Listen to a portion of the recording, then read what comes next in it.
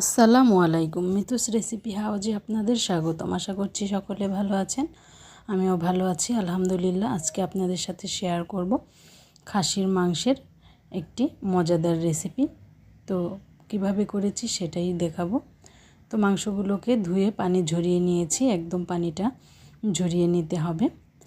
মাংসগুলোকে এবার আমি একটি পাত্রে নিয়ে এখানে স্বাদমতো লবণ দিয়ে দিলাম, হলুদ মরিচ ধনিয়ার গুঁড়া দিয়ে দিলাম 2 টেবিল চা চামচ, লাল মরিচের গুঁড়া দিয়ে দিলাম হাফ চা চামচ, ঝালটা বুঝে দেবেন। কাঁচা জিরা গুঁড়া দিয়ে দিলাম 1 টেবিল চা চামচ, মাংসের মশলা দিয়ে দিলাম হাফ টেবিল চা চামচ, আর দিয়ে দিলাম পেঁয়াজ কুচি আর কিছু কাঁচামরিচ দিয়ে নিয়েছি। পেঁয়াজ কুচিটা একটু বাড়িয়ে দেওয়ার চেষ্টা করবেন, সেক্ষেত্রে গ্রেভিটা কিন্তু মাংসের ভালো হয়। তো ভালো করে ম্যারিনেট করে নিলাম।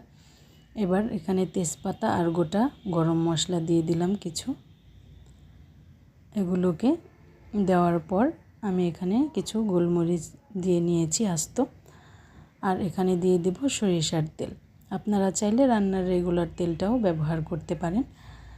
আমি এটা মাটির চুলাতে করেছি, মাটির চুলাতে রান্নাটা করলে কিন্তু টেস্টটা ভালো আসে।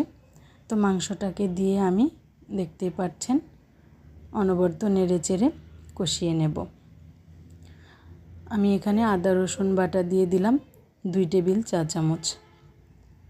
আদা রসুনটাকে দিয়ে ভালো করে মিশিয়ে নেব যতক্ষণ পর্যন্ত মাংসের এই ঝোলটা শুকিয়ে না যায়, ততক্ষণ পর্যন্ত আমি ঢাকনা দিয়ে ঢেকে আবার ঢাকনা সরিয়ে নেড়ে চেড়ে মাংসটাকে ভালো করে কষিয়ে নেব।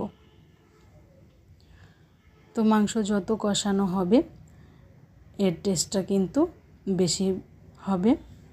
আমি এখানে কিছু আলু দিয়ে নিয়েছি বড় বড় করে কেটে।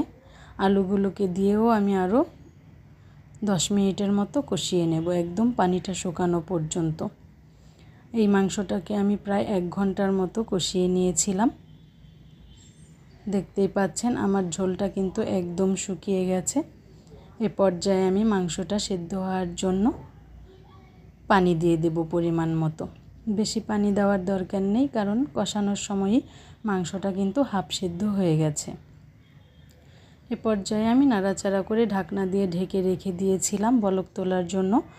তো বলক চলে এসেছে, আমি আবার একটু নেড়ে চেড়ে নিচ্ছি। মাটির চুলাতে এভাবে রান্না করে দেখবেন, খাসির মাংস কিন্তু খেতে ভীষণ টেস্ট হয় আর একটুও কোনো গন্ধ হয় না। আমি এখানে গরম মশলার গুঁড়া দিয়ে দিলাম 1 চা চামচ। গরম মশলার গুঁড়াটা আমি একটু পরে দিয়েছি, এতে ফ্লেভারটা স্ট্রং থাকে। তো ভালো করে মিশিয়ে নিলাম, আবার ঢাকনা দিয়ে ঢেকে রেখে দিয়েছিলাম। তো ঝোলটা একদম টেনে গেছে, আমার রান্নাটা কিন্তু প্রায় শেষ। আমি এখানে ভাজা জিরা গুঁড়া দিয়ে দিলাম 1 টেবিল চামচ আর ভালো করে মিশিয়ে নিচ্ছি। তো আমার এই রান্নাটা যদি আপনাদের একটুও ভালো লেগে থাকে, চ্যানেলটা সাবস্ক্রাইব করে আমার চ্যানেলের সঙ্গেই থাকবেন। এরকম মজাদার রেসিপি পেতে আমার চ্যানেলটা সাবস্ক্রাইব করে রাখবেন। আজকে এ পর্যন্তই, ভালো থাকবেন সবাই, আল্লাহ হাফেজ।